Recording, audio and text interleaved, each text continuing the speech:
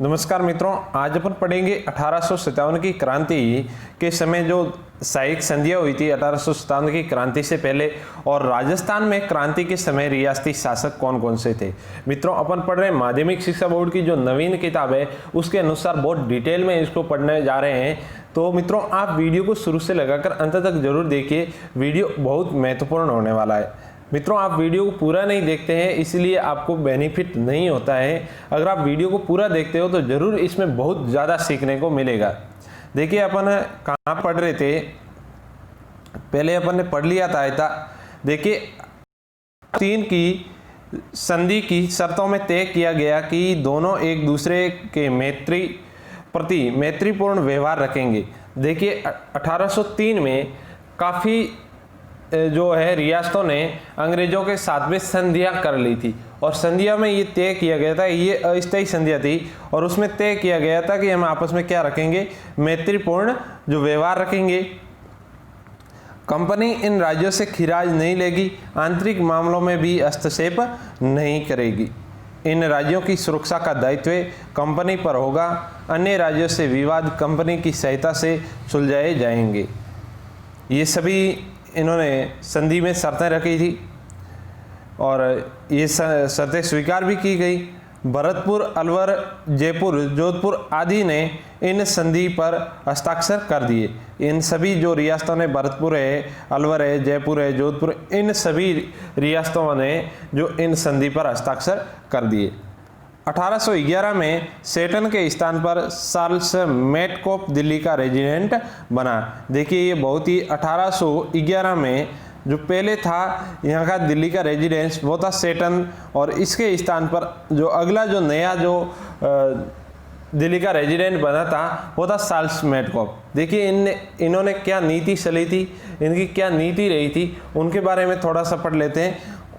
उसने governor general Lord Minto को सुझाव दिया कि मराठों, अमीर खां और पिंडारियों की विध्वंसकारी कार्रवाई को समाप्त करने के लिए ब्रिटिश संरक्षण में राजपूत राज्यों का एक संघ बना लिया जाए। देखिए, चार्ल्स मेटकॉफ ने एक सुझाव दिया था। उस समय भारत का जो गवर्नर जनरल हुआ करता था वो था लॉर्ड मिंटो। 1811 की बात कर रहे हैं मित्रों, ध्यान रखें। लॉर्ड मिंटो को चार्ल्स मेटकॉफ ने कहा था कि इन जो मराठों की जो बढ़ती शक्ति है, अमीर खां हैं, और पिंडारियों की जो बढ़ती शक्तियां हैं, इनको विध्वंसकारी इनकी नीतियों को रोकने के लिए राजपूत राज्यों के साथ जिनके साथ अपन ने संधि कर ली है, उनका एक संघ बना लिया जाए। तत्कालीन गवर्नर हेस्टिंग्स सभी विरोधियों का दमन करके भारत में कंपनी की सर्वोच्च सत्ता स्थापित करना चाहता था। लॉर्ड हेस्टिंग्स जो तत्कालीन गवर्नर बना था अगला, इनकी एक नीति रही थी कि सभी जो विरोधी हैं, जो आपस में सभी लड़ रहे हैं, इनकी सभी गतिविधियों, इन सभी विरोधों का दमन करते हुए भारत में ईस्ट इंडिया कंपनी की जो है एक प्रभु सत्ता स्थापित करना चाहता था। किंतु ये तभी संभव था कि जब होलकर और सिंधिया को अपने राज्यों में सीमित कर दिया जाए और पिंडारियों की शक्ति का दमन कर दिया जाता। देखिए, ईस्ट इंडिया कंपनी का जो प्रभुत्व जो स्थापित कभी हो सकता था जब सिंधिया, जिस प्रकार से मालवा में सिंधिया का शासन था, मराठा जो दक्षिण में सिंधियों का शासन था, मतलब सिंधिया जो मराठा थे, और जो पिंडारियों की शक्तियाँ बढ़ रही थी, अमीर खां की शक्तियाँ बढ़ रही थी। तो ईस्ट इंडिया कंपनी का प्रभुत्व तभी स्थापित हो सकता था जब इन सभी की शक्तियों का जो है दमन कर दिया जाता, या फिर अपने अपने राज्यों में सीमित कर दिया जाता। इसके लिए राजपूत राज्यों को संरक्षण में लेना अंग्रेजों के लिए अनिवार्य था, क्योंकि ये राज्य ही सिंधिया, होलकर, पिंडारियों के प्रभाव क्षेत्र में आते थे। देखिए, अंग्रेजों को जो राजपूत राज्य थे जो इनके संरक्षण में पल रहे थे, सिंधियों के या फिर अमीर खां के या फिर पिंडारियों के, तो इन राज्यों को पहले अपने संरक्षण में लेना था, फिर इनको अपने अपने राज्यों में जो है सीमित कर देना था। तो ये तभी संभव हो सकता था। अतः अंग्रेजों ने 5 नवंबर 1817 को होलकर से नई संधि करके राजस्थान के राज्यों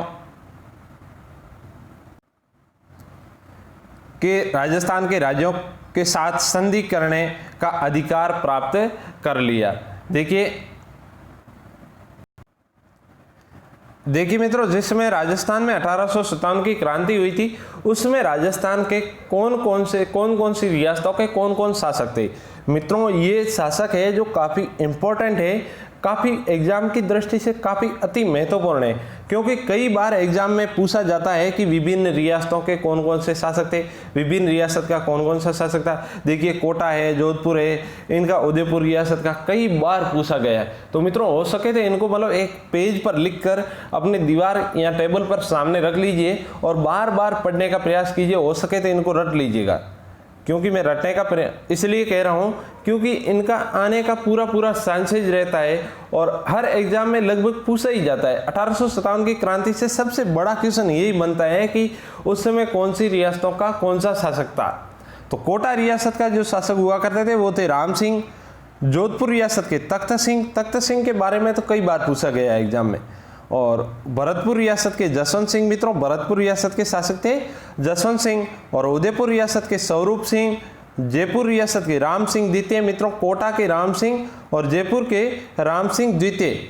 सिरोही रियासत के शिव सिंह, धौलपुर रियासत के भगवंत सिंह, बीकानेर रियासत के सरदार सिंह। मित्रों, ये वही सरदार सिंह हैं जिन्होंने अंग्रेजों की सहायता के लिए अपनी सेना को लेकर राज्य से बाहर भी गए थे, सरदार सिंह। और करौली रियासत के मदन पाल सिंह, टोंक रियासत के नवाब वजीरुद्दौला और बूंदी रियासत के राम सिंह। मित्रों, बूंदी रियासत के राम सिंह, कोटा रियासत के राम सिंह और जयपुर रियासत के भी राम सिंह द्वितीय। ये अलग अलग शासक हैं, तो इनके बारे में ध्यान रखिए मित्रों। और अलवर रियासत के शासक थे विनय सिंह, अलवर रियासत के शासक थे विनय सिंह। और जैसलमेर रियासत के शासक थे रणजीत सिंह।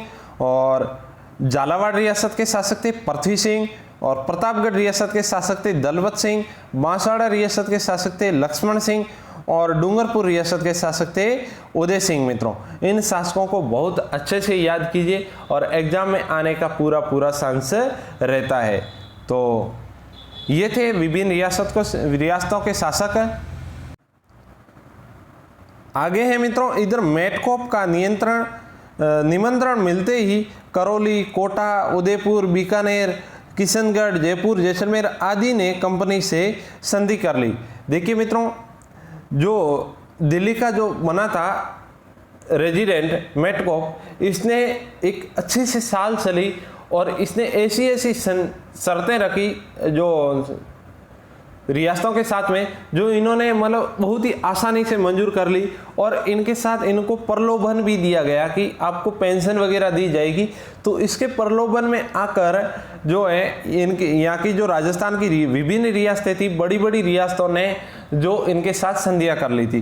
करौली है, कोटा है, उदयपुर है, बीकानेर है, किशनगढ़ है, जयपुर है, जैसलमेर है, इन सभी ने कंपनी के साथ में क्या कर ली, संधियाँ कर ली।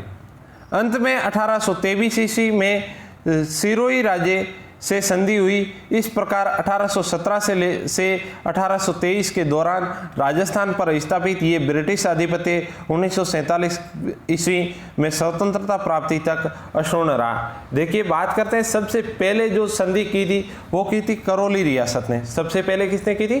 करौली रियासत ने 1817 में। और सबसे बाद में की थी वो थी सिरोही रियासत ने, ये की थी 1823 में। इस प्रकार से 1817 और 1823 के मध्य राजस्थान की विभिन्न रियासतों ने, सभी रियासतों ने अपन कह सकते हैं कि जो ईस्ट इंडिया कंपनी के साथ में संधियां कर ली थी। और ये इनका जो अंग्रेजों का आधिपत्य स्थापित हो गया था सीधा, ये जब तक भारत स्वतंत्र हुआ था तब तक इनके ऊपर बना हुआ रहा था। आगे 19वीं सदी में के आरंभ में 20 रियासतें थी। इनमें 17 राजपूत, 2 जाट, 1 मुस्लिम रियासत द्वारा शासित थी। देखिए, 19वीं सदी की बात करें तो उस समय जो है 20 रियासतें हुआ करती थी राजस्थान में, जिसमें 17 जो रियासतों पर राजपूतों का शासन हुआ करता था। 2 रियासत जो अलवर और भरतपुर रियासत थी और इन पर हुआ करता था जो है जाटों का शासन हुआ करता था। और एक बूंदी रियासत थी, उस पर मुस्लिम शासक का जो है शासन हुआ करता था। इन राज्यों के साथ की गई संधियां में कुछ सामान्य शर्तें तथा कुछ विशिष्ट उस राज्य से संबंधित थी जो संधि में सामान्य शर्तें इस प्रकार थी।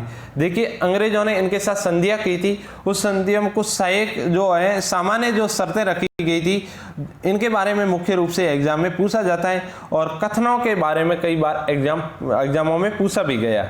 तो शर्तें इस प्रकार थी। पहली शर्त थी जो संधि द्वारा रियासती शासकों ने अंग्रेजों की सर्वोच्चता स्वीकार कर ली। देखिए संधि करने के बाद में जो रियासतों के जो शासक थे उन्होंने ये शर्तें स्वीकार कर ली कि हमारे ऊपर जो शासन है वो किसका है, अंग्रेजी कंपनी का जो शासन है।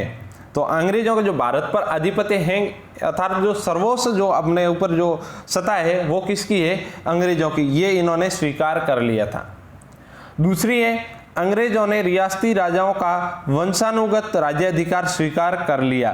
देखिए अंग्रेजों ने जिस प्रकार से पहले डलहौजी ने जो नीति अपनाई थी, जो साम्राज्य हड़प की जो नीति अपनाई थी, उस नीति को समाप्त करते हुए इन्होंने कहा था कि अब जो है ना यहाँ के जो शासकों के जो उत्तराधिकारी बनेंगे वो वंशानुगत क्रम में बनते जाएंगे, यानी जैसे पिता है, पिता का पुत्र बनेगा, पुत्र का उसका पुत्र बनेगा।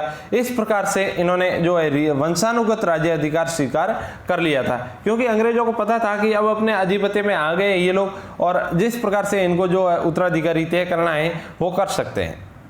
अगली शर्त है अंग्रेजों ने बाहरी आक्रमण से राज्य की सुरक्षा करने और आंतरिक शांति व्यवस्था बनाए रखने में सहायता का आश्वासन दिया। देखिए अंग्रेजों के साथ संधि कर लेने के बाद में जो है अंग्रेजों ने जिस प्रकार से किसी राज्य के ऊपर बाहरी अटैक होगा तो उसमें अंग्रेज सहायता करेंगे और आंतरिक कोई अव्यवस्था या आंतरिक अशांति पैदा हो जाती है राज्य के अंदर तो भी उसमें अंग्रेज सहायता करेंगे। ये थी तीसरी शर्त मित्रों। अगली शर्त थी संधि करने वाले प्रत्येक राज्य में एक पॉलिटिकल एजेंट रखना तय किया गया। साथ ही आश्वासन भी दिया गया कि पॉलिटिकल एजेंट उनके राज्य कार्यों में हस्तक्षेप नहीं करेंगे। देखिए संधि करने वाले राज्य के साथ एक पॉलिटिकल एजेंट रखना तय किया गया। देखिए जिस प्रकार से मेवाड़ का पॉलिटिकल एजेंट रखा गया, मारवाड़ का रखा गया, कोटा का रखा गया, इस प्रकार से मतलब एक पॉलिटिकल एजेंट रखा गया और उसका कार्य ये था कि जो है उनके कार्यों की जो देखभाल करेगा और उनके जो राज कार्य होंगे ना उनके ऊपर हस्तक्षेप नहीं करेगा। तो ये पॉलिटिकल एजेंट क्या करेगा, इनके ऊपर नज़र रखने के लिए पॉलिटिकल एजेंट तय किया गया कि हर समय इनके ऊपर नज़र रखी जाए और किसी भी जो है जो संकट के समय जो ये पॉलिटिकल एजेंट है ये आगे सूचित करेगा। इस प्रकार से मतलब एक संरक्षण के लिए एक अधिकारी नियुक्त किया गया, उसको पॉलिटिकल एजेंट कहा गया। अगली जो शर्त रखी गई इन्होंने जो थी ब्रिटिश संरक्षण के पहले रियासती शासकों को अपनी विदेश नीति अंग्रेजों को सौंपनी पड़ी और अपने आपसी विवादों को अंग्रेजों की मध्यस्थता हेतु प्रस्तुत करने का वादा करना पड़ा। देखिए सबसे बड़ी शर्त ये थी कि जिन राज्यों की अपनी जो विदेश नीति थी, जिनके देखिए अपने राज्य से बाहर की जिस प्रकार से व्यापार की नीति या फिर किसी अन्य राज्यों के साथ में जो इनके जो आंतरिक संबंध थे या फिर किसी भी प्रकार से अपने कूटनीति संबंध थे, इन सभी के बारे में अंग्रेजों को बताना पड़ा। और क्या था, जो आपसी विवाद थे उसमें अंग्रेजों के साथ में मध्यस्थता करके उन विवादों को सुलझाने का जो है वादा किया था। ये थी सबसे बड़ी शर्त थी ये। और अगली जो शर्त थी अंग्रेजों के साथ में इनकी वो थी आवश्यकता पड़ने पर रियासती शासक अपने राज्यों की समस्त सैनिक साधन अंग्रेजों को सुपुर्द कर देंगे। देखिए जिस प्रकार से ये सबसे बड़ी और कह सकते हैं मुख्य शर्तों में है कि जो अंग्रेजों को अगर किसी राज्य की सैनिक सहायता की जरूरत पड़ेगी तो उस समय जो समस्त सैनिक साधन है, समस्त सैनिक है, वो अंग्रेजों को सुपुर्द करने पड़ेंगे अर्थात अंग्रेजों को सौंपने पड़ेंगे। तो यही थी सबसे बड़ी कमजोरी जिसके बदौलत अपने को 1947 तक अंग्रेजों की गुलामी सहनी पड़ी थी। और अगली शर्त थी वो थी अंग्रेजों को वार्षिक खिराज देने संबंधी सभी राज्यों की संधियां अलग अलग थी। देखिए अंग्रेजों को जो वार्षिक जो खिराज वगैरह देना था उनसे संबंधित सभी राज्यों की अलग अलग जो नीतियां थी, किनको कितना मतलब टैक्स वगैरह कौन राज्य कितना देगा, तो ये तो अलग अलग जो राज्यों से अलग अलग तय किया गया था। लेकिन इसके बदले में अंग्रेज इन राजाओं को पेंशन भी देनी शुरू कर दी थी, लेकिन ये भी अंत में बंद कर दी थी, जिसकी बदौलत जो है 1857 की क्रांति हुई थी।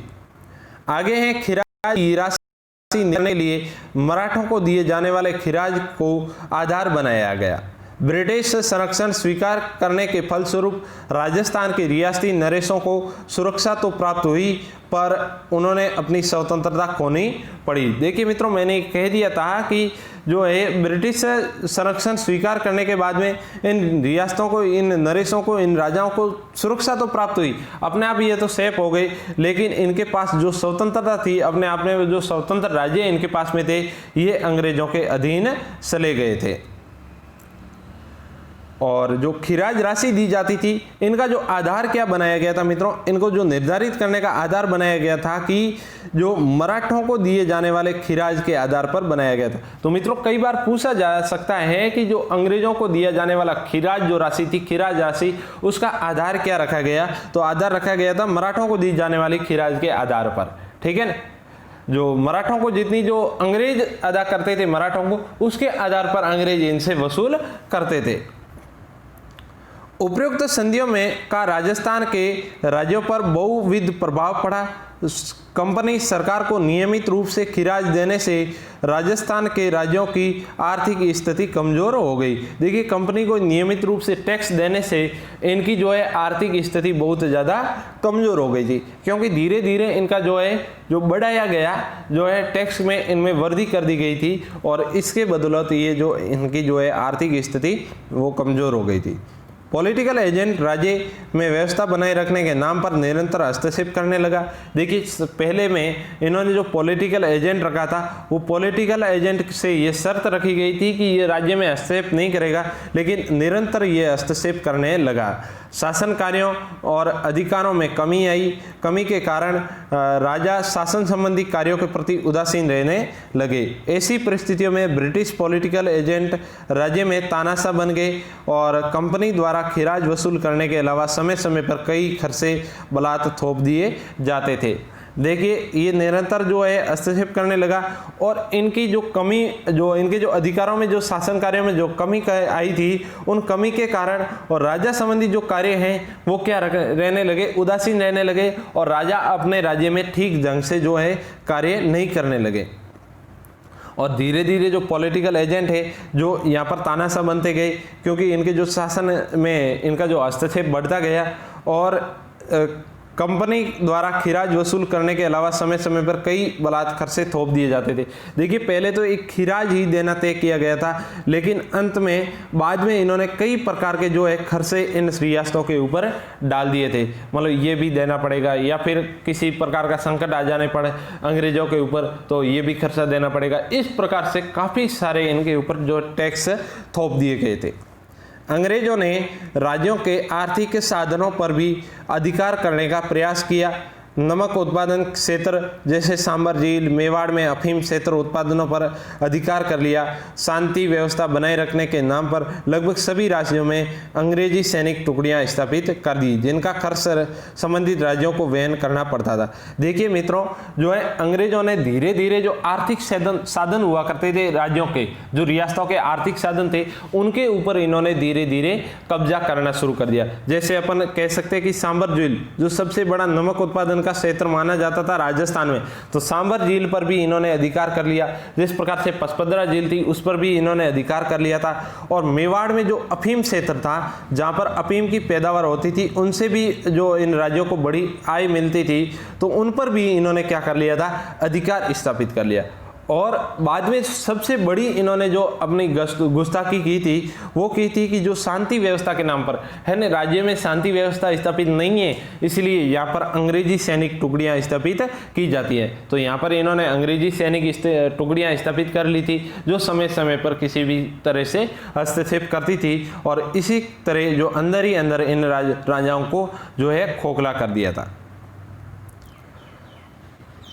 और इन टुकड़ियों का जो खर्चा वगैरह होता था वो भी संबंधित राज्यों को वहन करना पड़ता था, तो इनसे काफ़ी ज़्यादा जो है राज्यों के ऊपर खर्चा बढ़ गया था। भारी खिराज पर ब्याज और अन्य खर्चों थोपे जाने के फलस्वरूप राज्यों की आर्थिक स्थिति बहुत ज़्यादा कमज़ोर हो गई थी और ज़्यादा दयनीय हो गई थी। आगे है, राजस्थान के राजा शासकों ने मराठा आतंक से सुरक्षा एवं सामंतों पर नियंत्रण स्थापित करने के लिए अंग्रेजों के साथ 1818 में संधि की थी, संधि संपन्न होने के बाद राजपूत शासकों ने अंग्रेजों की सहायता से सामंतों की शक्ति कुचलने का प्रयास किया। कालांतर में अंग्रेजों ने अनेक कदम उठाए जिससे सामंतों की स्थिति कमजोर हो गई थी। देखिए, शुरुआत में जो इन्होंने रियासती शासकों ने जो अपनी समझदारी दिखाई थी, इन्होंने संधियां इसलिए की थी कि जो मराठों का आतंक बढ़ रहा था, इन राज्यों में जो हस्तक्षेप बढ़ रहा था, इनको दबाने के लिए, इन पर नियंत्रित करने के लिए जो है इन्होंने संधियां कर ली थी। दूसरी बात थी, पहली तो मराठों को नियंत्रित करने के लिए, और दूसरी बात यह थी कि जो सामंत है वो राजाओं पर हावी हो रहे थे, और सामंतों की शक्तियां दबाने के लिए जो है इन्होंने जो अंग्रेजों के साथ में संधियां कर ली थी। तो इनका परिणाम आगे इन राजाओं को ही भोगना पड़ा, इन नरेशों को ही भोगना पड़ा। जो इन्होंने 1818 की संधियां की थी, उनके जो मुख्य कारण यही थे। और कालांतर में अंग्रेज अनेक कदम उठाए, जो सामंतों की शक्ति कमजोर हो गई थी। ऐसे कई कदम उठाए जो इनकी जो शासकों की सबसे बड़ी शक्ति हुआ करती थी, जो सामंत हुआ करते थे, उन सामंतों की स्थिति को इन्होंने कमजोर कर दिया।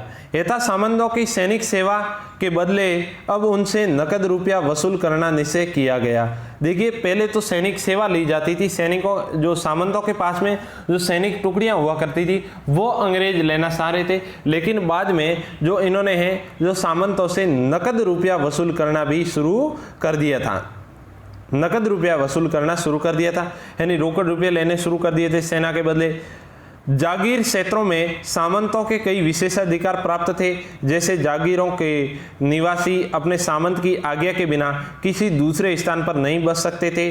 सामंत व्यापारियों के राहदारी, दाना पानी आदि शुल्क वसूल करके उसके बदले व्यापारियों को सुरक्षा प्रदान करते थे। देखिए, ये सारी इन्होंने जो है, देखिए मित्रों, राजाओं के साथ साथ जो है सामंतों के पास में कई अधिकार प्राप्त थे। जैसे सामंत है, सामंत के नीचे जागीर होते थे, उन जागीरों से जो बिना जो जागीर है एक जगह से दूसरी जगह पर नहीं जाते थे आज्ञा के बिना, क्योंकि जो जागीरों को एक निश्चित जो क्षेत्र प्रदान कर दिया जाता था उसके ऊपर ही वो अपनी देखभाल रखते थे, तो वो सामंत की जो आज्ञा के बिना दूसरे स्थान पर नहीं जाते थे। दूसरी सबसे बड़ी जो इनके पास विशेषाधिकार था वो था ये कि कोई व्यापारी यहाँ से अपने जो क्षेत्र से निकल रहा है तो उनसे वो टैक्स हैंड शुल्क लेते थे, दाना पानी आदि का जो शुल्क लेते थे, उसके बदले में व्यापारियों को जो है सुरक्षा प्रदान करते थे। जो व्यापारी है उनकी पूरा ध्यान रखते थे। तो ये सभी विशेषाधिकार क्या कर दिए थे, समाप्त कर दिए थे। 19वीं सदी के पूर्वार्ध तक जागीर क्षेत्रों का नेतृत्व सामंतों के पास था तथा सामंत में उसकी प्रतिष्ठा भी बड़ी सड़ी थी, किंतु 19वीं सदी के अंत तक जागीर क्षेत्रों में सामंतों के नेतृत्व में कमी आई। अब वे उतने प्रभावशाली नहीं रहे। देखिए, सामंतों के जो नेतृत्व में धीरे धीरे अंग्रेजों ने इनके अधिकार छीन लिए थे और धीरे धीरे इनके जो है प्रतिष्ठा और जो समाज में भी उनकी प्रतिष्ठा में कमी आई थी, क्योंकि जो आगे जाकर अंग्रेजों ने ये भी तय कर लिया था कि अगर कोई राजा सामंत है वो अंग्रेजों की जो आज्ञा के बिना किसी भी धार्मिक या सामाजिक कार्यक्रम में भाग नहीं लेगा। तो इसी प्रकार सामंतों के जो नेतृत्व में इनके अधिकारों में बहुत ज़्यादा कमी आई थी। अब वे इतने प्रभावशाली नहीं रहे थे। तो मित्रों, इस पार्ट में अपन इतना ही पढ़ेंगे। अगले पार्ट में ये राजस्थान के समय ब्रिटिश पॉलिटिकल एजेंट कौन कौन से थे, इनको याद करने की मैं अच्छी सी ट्रिक बताऊंगा, और अगले वीडियो में ही मैं इनकी जो ट्रिक तैयार कर दूंगा कि राजस्थान के रियासतों के समय कौन कौन से शासक हुआ करते थे। अगर इनकी ट्रिक के माध्यम से आप जो है याद करना चाहते हैं तो मुझे कमेंट जरूर कर दीजिएगा मित्रों, और मिलते हैं अगले वीडियो में। और इसी टॉपिक के साथ राजस्थान के क्रांति के समय ब्रिटिश पॉलिटिकल एजेंट और किस प्रकार के जो राजाओं के साथ में इन्होंने जो अंग्रेजों ने गुस्ताखी की थी, आगे जाकर किन से हड़प लिया था राज्य, किन को गद्दी से हटाकर दूसरे को बिठा लिया था, तो ये सभी कारनामे अंग्रेजों के अपन आगे पढ़ेंगे। तो मित्रों, आप बने रहिए, टॉपिक बहुत महत्वपूर्ण होने वाला है और मैं तो ज़्यादा तो कुछ नहीं कहूँगा कि पढ़ना आपको है, ठीक है ना। तो मिलते हैं अगले वीडियो में, जब तक जय हिंद, जय भारत, वंदे मातरम।